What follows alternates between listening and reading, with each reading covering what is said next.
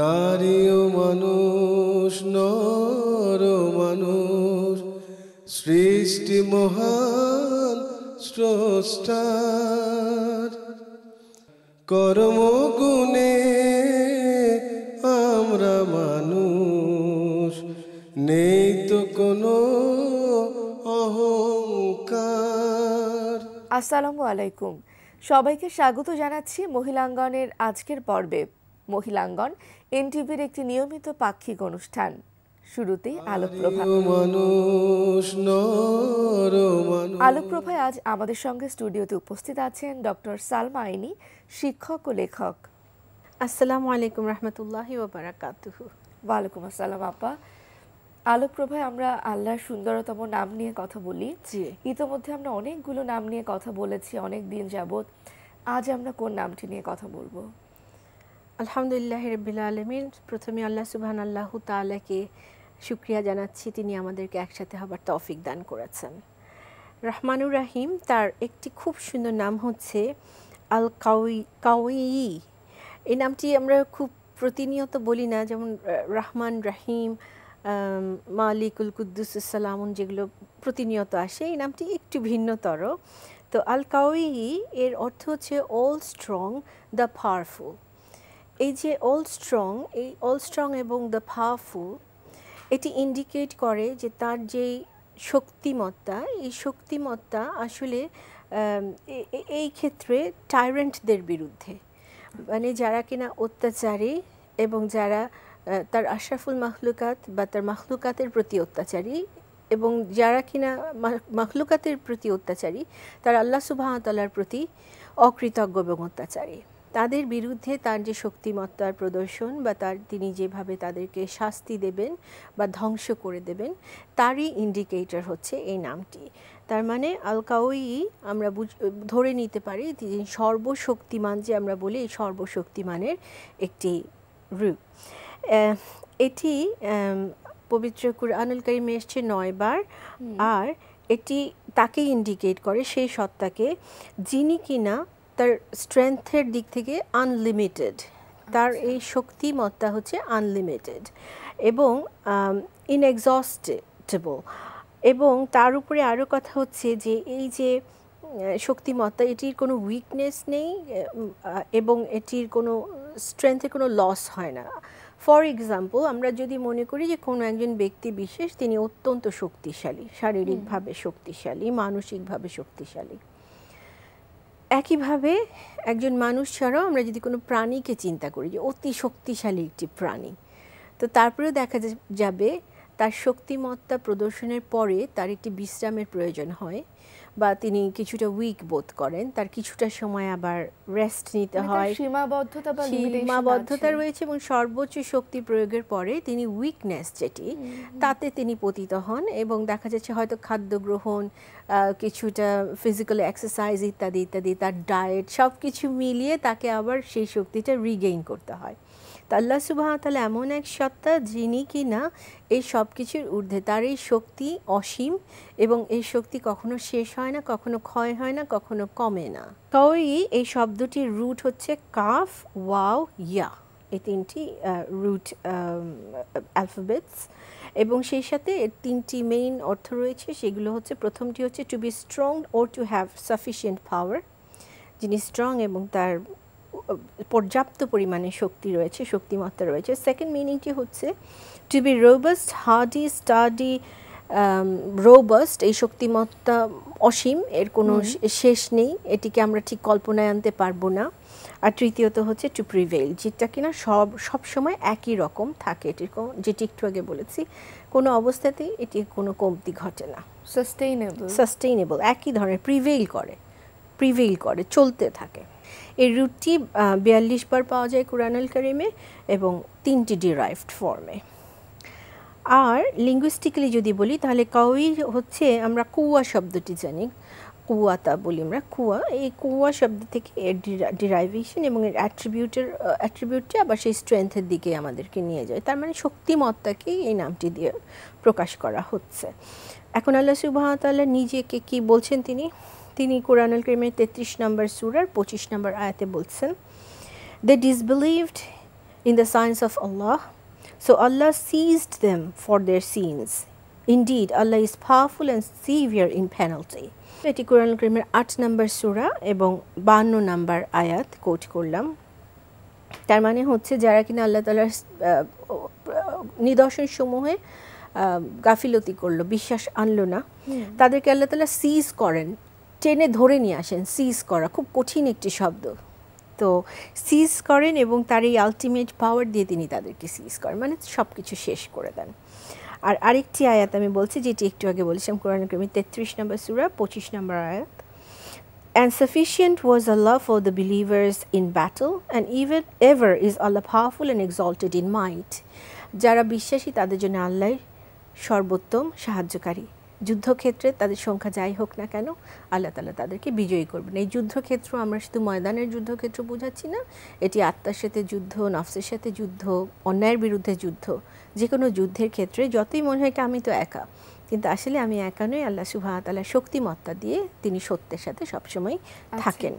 যখনই আমরা আল্লাহ সুবহানাহু ওয়া তাআলাকে শক্তিমান হিসেবে, সর্বশক্তিমান হিসেবে স্বীকার করে নিব, তখন আমার ভেতরে সেই শক্তির অনুভূতি আনতে হবে। অ্যাজ আ মুসলিম, একজন মুমিন ব্যক্তির মতো শক্তিমান ব্যক্তি আর কাউকে খুঁজে পাওয়া যাবে না, কারণ তার জোর হচ্ছে বিশ্বাসের জোর, ফেইথের জোর। তিনি আল্লাহ সুবহানাহু ওয়া তাআলার উপর এতটাই নির্ভর করেন যে পৃথিবীর যাবতীয় সমস্যা, যে কোনো বিপদ আপদ তার কাছে তুচ্ছ বলে মনে হবে, কেননা তার জন্য আল্লাহ সুবহানাহু ওয়া তাআলা সাহায্য পাঠাবেন, এই বিশ্বাসটি রাখা। যেমন আল্লাহ সুবহানাহু ওয়া তাআলা অল নোয়িং, তিনি এবং তিনি নলেজেবল এবং তিনি জাস্ট। তিনি নলেজেবল, তিনি অল নোয়িং, তিনি জাস্ট। তাহলে তিনি তার যে আমরা আশরাফুল মাখলুকাত, তিনি চান যে মুমিনের ভেতরে এই সত্তাগুলো জেগে উঠুক। মুমিন যাতে জাস্ট হয়, তিনি যাতে সবসময় একটি পরিপূর্ণভাবে একটি অবস্থাকে বিচার বিশ্লেষণ করে সেই ব্যাপারে তার মতামত দেন। তো আল্লাহ সুবহানাহু ওয়া তাআলা নিজে সুবিচারক, তিনি চান তার বান্দাও অন্যদের প্রতি, বান্দা যেন কারোর প্রতি অন্যায় না করে, পক্ষপাতিত্ব না করে। That's the word. এই জাস্টিস আমরা তখনই করতে পারবো যখন আমরা সঠিক জ্ঞানে শক্তিশালী হব, সঠিকভাবে শক্তিশালী হব, আমার চরিত্র শক্তিশালী হবে, আমার আত্মা সমুন্নত হবে এবং শক্তিশালী হবে। তার মানে আল কাউইর যে গুণ, শক্তিমান হওয়া, সেই শক্তিমান আমার আত্মা, আমার দেহ, শুধু দেহ না, আমার আত্মা, মন, মস্তিষ্ক সব কিছুতে সত্যের প্রতি যখন আমি শক্তিশালী হয়ে উঠব, তখনই আসলে আমি অন্যায়ের বিরুদ্ধে প্রতিবাদ সেভাবে করতে পারবো। এটি গেল একটি। তারপরে হচ্ছে আল্লাহ তাআলা এতটাই শক্তিশালী, আমরা বলি না যে he does as he wills, তিনি নিজেই এটা বলেন। তো he does as he wills, তার মানে হচ্ছে আমি যদি সঠিক পথে থাকি, তখন তার প্রমিস আছে যে যে আমার পথে চললো আমি তাকে সবসময় তার সহায় হয়ে যাব। এখানে যখন বলছি যে যখন আমরা স্বীকার করে নিচ্ছি তিনি যা ইচ্ছে করতে পারেন, তার মানে আমি সঠিক পথে থাকলে তিনি আমাকে সঠিক পথেই রাখবেন। তারপর এরপরে যেটি আমাদের করতে হবে সেটি হচ্ছে strive for justice and rest assured against the unjust. Allah সুবহানাহু ওয়া তাআলা নিজে জাস্ট, নবী সাল্লাল্লাহু আলাইহি ওয়াসাল্লাম বলেছেন, no nation is blessed unless its weakest members can demand their rights without hesitation. তার মানে হচ্ছে আমাদের সবচেয়ে যারা সমাজে একেবারে অবহেলিত, তারাও যখন কোনো হেজিটেশন ছাড়া তাদের রাইটটিকে ডিমান্ড করতে পারবেন, তখন বোঝা যাবে এই নেশনটি ব্লেসড, আল্লাহ তাআলা সেই নেশনকে ব্লেস করছেন। তাহলে দেখা যাচ্ছে যখন আমি স্ট্রংলি প্রোটেস্ট করতে যাব, তখন আমার নিজের আগের কথাটি আবার টেনে আনতে হচ্ছে, নিজের আত্মাকে, ইমানকে এতটা স্ট্রং করতে হবে যে আমি একজন উইকের জন্য সামনে গিয়ে দাঁড়াতে পারি। ফিয়ার আল কাউই, তার মানে আল্লাহ সুবহানাহু ওয়া তাআলাকে ভয় করব। কেমন? যিনি কিনা একজন এঞ্জেলকে দিয়েছেন স্ট্রেংথ, যিনি কিনা পাহাড়কে উল্টে দিতে পারেন নিমেষে, এবং একজন ফেরেশতা কিন্তু একটি পুরো সিটিকে ধ্বংস করে দিতে পারেন এক নিমেষে। তার মানে, এবং এই ধরনের ফেরেশতা যাদেরকে আল্লাহ সুবহানাহু ওয়া তাআলা এই ক্ষমতা দিয়েছেন, তারা আল্লাহ সুবহানাহু ওয়া তাআলার ভয়ে প্রকম্পিত, তারা আল্লাহ সুবহানাহু ওয়া তাআলাকে সদা সর্বদা মনে করছে এবং ভালোবাসার সাথে এবং ভয়ের সাথে। তাহলে আমাদের আল্লাহ সুবহানাহু ওয়া তাআলাকে কতখানি ভয় করা প্রয়োজন, এটি মনে রাখা খুব জরুরি। তারপরে হয়েছে রিফ্লেক্ট দ্য ক্রিয়েশন অফ আল কাউই। আমরা যদি সমুদ্রের দিকে তাকাই, যখন সমুদ্র ভেঙে পড়ে তখন পুরো ধ্বংস অনিবার্য হয়ে পড়ে, একটি ভূমিকম্প ঘটে, যে কোনো ন্যাচারাল ডিজাস্টার। আমরা যদি বাতাসের শক্তির দিকে তাকাই, এটি একটির পর একটি বড় বড় শহর ধ্বংস করে দিতে পারে, টর্নেডো। তারপরে আমরা যদি মনে করি যে সূর্যের যে তাপ, প্রখর তাপ, এই তাপ মরুভূমি শুধু না, এটি বরফ সমস্ত হেমিস্ফিয়ারকে নিমেষেই গলিয়ে দিতে পারে, যা কিনা মানুষের মানে সমস্ত অ্যাচিভমেন্ট দিয়েও সে গলাতে পারবে না সেই বরফ। তাহলে আল কাউই কোন শক্তিমত্তার ধারক এবং বাহক, এটি আমাদের বুঝতে হবে। যে নেচারের মাধ্যমে তিনি কিন্তু তার শক্তিমত্তাকে প্রয়োগ করে থাকেন এবং আমাদেরকে দেখান সব কিছু ফেদার লাইক হয়ে যায়। তিনি চাইলে কিয়ামতে সব কিছু উঠতে থাকবে, ফেদার লাইক হবে। তাহলে তার যে শক্তিমত্তা, তাকে আমাদের যথেষ্ট ভয় পাওয়া উচিত এবং তাকে সবসময় মনে করা উচিত। টেক কমফোর্ট ইন আল কাউই। তাহলে কি শুধু ভয়ই পাবো আমরা আল্লাহ সুবহানাহু ওয়া তাআলাকে? তা তো না। আল্লাহ সুবহানাহু ওয়া তাআলাকে আমাদের ভালোবাসতে, ভালোবাসে তিনি ভালোবাসার আসলে। তাহলে তাকে যে ভালোবাসবো, কি মনে করে ভালোবাসবো? যিনি এই শক্তিমত্তার অধিকারী, তিনি মানুষের মতো একটি জাতিকে সৃষ্টি করেছেন তার ইবাদতের জন্য, যার প্রতি তিনি পরম করুণাময়, পরম দয়াশীল এবং মানুষের কল্যাণের জন্য তিনি সব কিছু পাঠিয়েছেন। নবী সাল্লাল্লাহু আলাইহি ওয়াসাল্লাম সর্বোত্তম গিফট আমাদের জন্য, এবং কুরআনুল কারীম আমাদের হাতে রয়েছে, যেটি পড়ে এবং যেটি বুঝে আমরা আত্মায় তাকে ধারণ করে আমাদের পরবর্তী জীবনের জন্য নিজেদেরকে তৈরি করতে পারি। আল কাউই এমনই এক সত্তা। আপা, খুব চমৎকার আলোচনা শুনছিলাম আপনার কাছ থেকে, কিন্তু যেহেতু সময়ের সংক্ষিপ্ততা, জি নিশ্চয়ই আমরা আগামী আলোকপ্রভায় আল্লাহর অন্য কোনো সুন্দরতম নাম নিয়ে আরও সুন্দর বিশ্লেষণ শুনবো। তবে আজকের মতো আমাদের আলোকপ্রভা থেকে বিদায় নিতে হচ্ছে, এবং স্টুডিওতে এসে আমাদের সময় দেবার জন্য আপা অসংখ্য ধন্যবাদ। আলহামদুলিল্লাহ রাব্বিল আলামিন। এবারে আলোচনা পর্বে আজ আমরা কথা বলবো জীবন দৃষ্টি বা জীবন দর্শন নিয়ে। আজ স্টুডিওতে আমাদের সঙ্গে আলোচক হিসেবে উপস্থিত আছেন নুজহাত-ই-রহমান, সহকারী কাউন্সিলিং মনোবিজ্ঞানী, প্রমিসেস মেডিকেল লিমিটেড। আসসালামু আলাইকুম আপু। ওয়ালাইকুম আসসালাম। কেমন আছেন? আমি ভালো আছি। আজ আমরা জীবন দর্শন বা জীবন দৃষ্টি নিয়ে কথা বলবো, যেটির কারণে আজকাল আমরা সমাজে ভীষণভাবে ভুক্তভোগী হচ্ছি। দেখা যাচ্ছে কোথাও আত্মহত্যা প্রবণতা বেড়ে গেছে, নৈতিক অবক্ষয় হচ্ছে, এবং সেই জায়গা থেকে আসলে একেবারেই ছোটোবেলায় বেড়ে ওঠার সময় অভিভাবকের দৃষ্টিভঙ্গি কেমন হওয়া উচিত এবং কেমন করে বট-আপটা শুরু হওয়া উচিত, সেটা নিয়েই যদি আমরা শুরুতে একটু কথা বলতাম। অনেক ধন্যবাদ। সুন্দর কথা বলেছেন যে অভিভাবকের দৃষ্টিভঙ্গি কেমন হওয়া উচিত। জীবন দর্শন বলতে তো আসলে অনেক বড় একটা ব্যাপার, মানে খুব অল্প কথায় হয়তো এটাকে বলা যায় না, অনেক দিকের জীবন দর্শন থাকে।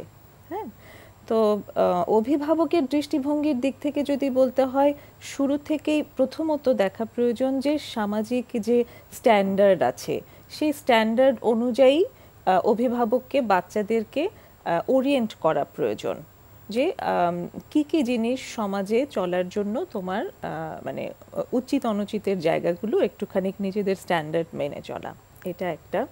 অভিভাবকদের দিক থেকে এখন সবচেয়ে বেশি যেটা দেখা যায় সেটা হচ্ছে সন্তানের বিভিন্ন গুণের দিকগুলোকে, হ্যাঁ গুণ তো অবশ্যই ফোকাস করার একটা ব্যাপার, কিন্তু তাদেরকে বিভিন্ন গুণে গুণান্বিত করার জন্য খুব চাপ দেওয়ার একটা চেষ্টা। খুব পড়াশোনায় ভালো করতে হবে, গান গাইতে হবে খুব ভালো, নাচতে পারতে হবে, ছবি আঁকতে পারতে হবে, বা অন্য কোনো না কোনো রকম সাংস্কৃতিক অঙ্গনের কিছু না কিছুতে থাকতে হবে, খেলাধুলা পারতে হবে। একটি বাচ্চাকে সবকিছুই করার জন্য খুব চাপ দেয়া, অনেকটা মাল্টিটাস্কার বানিয়ে ফেলার চেষ্টা। এবং সেখানে সবচেয়ে আগে যেটা করা হয়, বাচ্চাটির কোন দিকে আগ্রহ আছে সেই দিকে খেয়াল না করে বাবা মায়ের যে শখ, সেই শখগুলো পূরণ করার চেষ্টা করা। হ্যাঁ, এটা বলতে পারেন বাবা মা যে হ্যাঁ 3 বছরের বাচ্চা, যে ওর কিসের শখ ও তো আসলে জানে না, ছবি আঁকতে কেমন লাগে ও তো জানে না, ওকে যদি আমি আঁকাই তবে না আমি বুঝবো। খুব ভালো কথা, সেটাও ঠিক, কিন্তু 3 বছর, 4 বছর, 5 বছর পরে কিন্তু বাচ্চাটা সত্যিকার অর্থে বুঝতে পারে যে ওর আসলে কি ভালো লাগছে আর কি ভালো লাগছে না। অতদিনও সময় লাগে না, অল্প দিন করার পরেই বাচ্চাটি আসলে বুঝতে পারে। তো সেই জায়গাটাতে ফোকাস করা প্রয়োজন প্রথমেই, যে ও আসলে যা করছে সেটা ও ভালো লেগে করছে কিনা। যেটা ওর ভালো লেগে করে সেটাতেই ওকে ফোকাস করানো বা ওই বয়সটাতেই, ওই বেড়ে ওঠার সময়টাতেই তার মধ্যে ধর্মীয় মূল্যবোধ বা তোমার রিলিজিয়ন তোমাকে কি বলছে সেই জায়গাগুলোও দিয়ে দেয়া। অবশ্যই তাই। ধর্ম কিন্তু সংস্কৃতি কর্ম কোনোটা থেকে বিরত থাকতে বলেছে, বিষয়টা তা নয়। সব কিছুই কিন্তু আমরা ধর্ম থেকে পেয়েছি। এই যে গানের কথা যদি বলি, সুর কোথা থেকে এলো, আজান যে এত সুন্দর সুরে দেওয়া হয়, সব কিছুর মধ্যে একটা শালীনতা বোধ থাকা প্রয়োজন এবং গ্রহণযোগ্যতার যে বিষয়টা, গ্রহণযোগ্যতার মাপকাঠিটা একটা সোশ্যাল নর্ম অনুযায়ী হওয়া প্রয়োজন। তার মানে হচ্ছে মাত্রার একটা মানে একটা স্কেল থাকবে যে কোনো কিছুর। এবং সেই জায়গা থেকেও যদি আমরা বলি যে এখন যেটা আমরা দেখতে পাচ্ছি যে বাচ্চাদেরও দৃষ্টিভঙ্গি ওখানটাও কিন্তু অনেক অংশেই নৈতিকতার যে অবক্ষয়গুলো হচ্ছে বা কিছু হলেই আছে আমি পেলাম না হতাশ হয়ে যাচ্ছি, যেখানে ইসলামেও বলা হয়েছে ধৈর্য ধারণের কথা বা সবর করার কথা, যে হ্যাঁ মানে ধৈর্য ধরে যে আল্লাহর কাছে তুমি চাইতে পারো, এরপরে তুমি ধৈর্য ধারণ করো। এই যে ব্যাপারগুলো আছে, কারণ সেই ধৈর্য না ধরতে পারারই তো একটা রেজাল্ট হচ্ছে শেষ পর্যন্ত গিয়ে সুইসাইডাল যে টেন্ডেন্সি বা আত্মহত্যা প্রবণতা। হ্যাঁ, সেটা একটা ভালো কথা বলেছেন। এই ধৈর্য ধারণ করার জন্য যে শিক্ষাটা দিতে হবে সেটা বাবা মা কিংবা যারা প্যারেন্ট লেভেলে আছে, ভাই বোন হতে পারে, ফ্যামিলিতে যারাই বড় আছে, তারা যখন বাড়ি থেকে স্কুলে যাচ্ছে, স্কুল কলেজ ইউনিভার্সিটিতে, সেখানে যারা শিক্ষক হিসেবে আছেন তারা সবাই কিন্তু প্যারেন্ট। তো এই মেসেজগুলো আসলে সবটাই তাদের দিক থেকে আসাটা খুব প্রয়োজন। এখন তাদের দিক থেকে এইটা আসছে, মানে আসছে না একেবারে তা নয়, তবে অনেক ক্ষেত্রেই দেখা যায় যে বাচ্চাদেরকে ধৈর্য ধরে শোনা এইটা খুব কম হয়। আচ্ছা, সবাই খুব ব্যস্ত, মানে যে যেই কাজ করছে, বাড়িতে হয়তো বাবা তিনি ব্যস্ত, মা তিনিও ব্যস্ত, যে শিক্ষক আসছে বাড়িতে পড়াতে সেও ব্যস্ত, মানে সে তার কাজটুকু করে চলে যাচ্ছে, অন্য কেউ সবাই ব্যস্ত। এখন তো সিবলিং অনেক কম থাকে, ভাই বোন অনেক কম, একজন বা দুইজন, কারো কারো ক্ষেত্রে আবার কোনো ভাই বোন থাকেও না। তো ওই শোনার, বাচ্চার বলার জায়গাগুলো খুব কম থাকে। যখন স্কুলে কলেজে যাচ্ছে সেখানেও দেখা যাচ্ছে শিক্ষকরা খুব মনোযোগ দিয়ে বাচ্চাদের শুনছে না। সমস্যাটা আসলে কি কারণে, মানে তার কিছু একটা, তার যদি কোনো নেগেটিভ ফিলিং হয়ে থাকে সেটা কি কারণে হচ্ছে, সেটা একটু মনোযোগ দিয়ে যদি শোনার চেষ্টা করা হয়, সেটাই কিন্তু অনেক বড় একটা হিলিং। যেটা বললেন আত্মহত্যার কথা, আত্মহত্যা কেন করে মানুষ? যখন তার কাছে মনে হয় যে আর সত্যিই কোনো রাস্তা নেই, ওই যে যেটা আল্লাহর তরফ থেকে বলা হয়েছে ধৈর্য ধরার জন্য, তখন তার সেই মানসিক অবস্থাই নেই যে সে এই ধৈর্যটা ধারণ করবে নিজে থেকে। কিন্তু তখন যদি তাকে কেউ সাপোর্ট করে এবং তাকে যদি তখন এই কথাগুলো বলা হয়, শোনানো হয় যে হ্যাঁ অসুবিধা নেই, ধৈর্য ধরাটা খুব প্রয়োজন, এটা আসলে কেটে যাবে, যে সমস্যাটা হচ্ছে এটা সাময়িক সমস্যা, এই কথাগুলো যদি বলার কাউকে সে পায়, তখন তার আবার মনে পড়ে যায়। সে কথাগুলো জানে না তা কিন্তু নয়, কিন্তু ওই সময় তার সিচুয়েশনে মানুষ ভুলে যায়। ওই সময় তার এমনই মানসিক অবস্থা থাকে যে সে ভুলে যায় এই সব কিছু, সে ভুলে যায় তার আশেপাশে যে সাপোর্ট সিস্টেম আছে তাদেরকে ব্যবহার করা যায়। তো তখন যারা আশেপাশে থেকে তাকে অবজার্ভ করছে তাদেরই এগিয়ে এসে তাকে সেই সাহায্যটা করতে হয়। তো এখনকার সামাজিক প্রেক্ষাপটে যেটা দেখা গেছে যে এই সময়টা আশেপাশে যাদের, তাদের খুব কম, সবাই খুব তাদের কাজে ব্যস্ত, কিন্তু আমার পাশের মানুষটা, আমার পরিবারেরই একটা মানুষ, তাকে যে একটু সময় দিয়ে অবজার্ভ করা প্রয়োজন, তার কোনো প্রয়োজনে যে একটু তাকে কাঁধে হাত দিয়ে বসে তার সঙ্গে সময় কাটানো প্রয়োজন, এটা উপলব্ধি করার মানুষের সংখ্যাই কমে গেছে। এটা একটা সমস্যা। এবং একইভাবে যে হয়তোবা মেসেজটা মাথায় থাকে যে হ্যাঁ ইসলামে বলা আছে যে আত্মহত্যা করা হারাম বা আত্মহত্যাকারীর স্থান জাহান্নামে, মেসেজগুলো আছে, কিন্তু ওই যে দুঃসময়ে মনে করিয়ে দেয়া বা ইসলামের চর্চাটা যে আচ্ছা এই মূল্যবোধের যে চর্চাগুলো, এটাই আসলে ওই নৈতিকতার জায়গা থেকে অনেক বেশি জরুরি। পাশাপাশি আমরা আজকাল খুব দেখতে পাচ্ছি যে বিদ্যালয়ে, যেটা আগে একসময় ছিল যে হ্যাঁ যে একজন শিক্ষার্থী তার শিক্ষকের কথা মেনে নিচ্ছে, আগে কিন্তু একটা জেনারেশন কখনো তর্কে যেত না শিক্ষকদের সঙ্গে, কিন্তু এখন কিন্তু আমরা দেখতে পাই যে খুব বেশি উদ্ধত্তপূর্ণ আচরণ কিংবা নিজেদের দাবি দাওয়া মেটাতে, সেটা বিভিন্ন জায়গাতে আমরা দেখতেই পাচ্ছি যে একদম শিক্ষক এবং শিক্ষার্থী একদম এপাশে এবং ওপাশে দাঁড়িয়ে যাচ্ছেন মুখোমুখি। আমরা যেভাবে জেনে এসেছি বা ইসলাম যেভাবে বলে যে শিক্ষকের প্রতি শ্রদ্ধা জ্ঞাপন করা, সম্মান দেখানো, ওই জায়গাটা থেকে কিন্তু আমরা সরে আসছি এবং প্রতিনিয়ত এখানে তো দুটো বিষয় আছে আসলে। যেটা মানে যদি বলা হয় যে শুধু শিক্ষার্থীরাই দায়ী, বিষয়টা কিন্তু সব জায়গায় একই রকম নয়। কিছু শিক্ষকও দায়ী থাকেন, কোনো কিছুই কিন্তু কখনো এক হাতে তালি অবশ্যই বাজে না, আমরা জানি দুপক্ষ থেকেই থাকে। কিন্তু যেটা আর কি যে একটু টলারেন্স, সবার দিক থেকে একটু ধৈর্য ধরে কোনো সিচুয়েশনকে ট্যাকেল করার যে চেষ্টা, এই জায়গাটাতে একটু অভাব হচ্ছে। আমরা জীবন দর্শনের জায়গা থেকে বা জীবনের যে দৃষ্টিভঙ্গির জায়গা থেকে আমরা অভিভাবকের দৃষ্টিভঙ্গি, বাচ্চাদের দৃষ্টিভঙ্গি এবং শিক্ষক তাদেরও আসলে আলোচনা শেষে আমরা এমনই একটা জায়গায় গিয়ে আসলে বলতে পারি যে ওই ধৈর্য ধারণটা খুব প্রয়োজন। জীবনে যে কোনো জায়গাতেই দৃষ্টিভঙ্গি এদিক সেদিক হতেই পারে, মানুষ অসময়ে পড়তেই পারে, তবে ওই নৈতিক মূল্যবোধ পাশাপাশি তার ধর্মীয় শিক্ষা, ইসলামী শিক্ষা এবং ধৈর্য ধারণ করে পরিস্থিতিটাকে মোকাবেলা করা, এটাই আসলে খুব বেশি জরুরি। খুবই। আপু, অসংখ্য ধন্যবাদ আমাদেরকে স্টুডিওতে এসে সময় দেবার জন্যে। আপনাকেও অনেক ধন্যবাদ। সুপ্রিয় দর্শক, আমাদের আজকের আলোচনা পর্ব এ পর্যন্তই। তবে বিশ্বের যে কোনো প্রান্ত থেকে মহিলাঙ্গনের এই পর্বটি দেখতে চাইলে চোখ রাখতে পারেন www.ntvbd.com এই ঠিকানায়। এছাড়াও আমাদের রয়েছে ইউটিউব চ্যানেল এবং ভেরিফাইড ফেসবুক পেজ।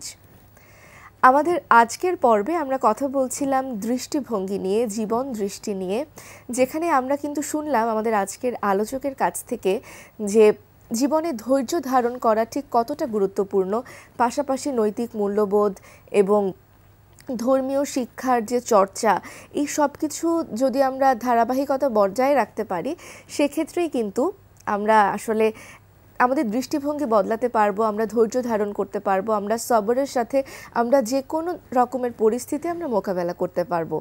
আজকের আলোচনা পর্ব থেকে বিদায় নিচ্ছি। তবে আপনাদের যে কোনো মতামত, পরামর্শ কিংবা অভিমত লিখে জানাতে পারেন আমাদের ঠিকানায়।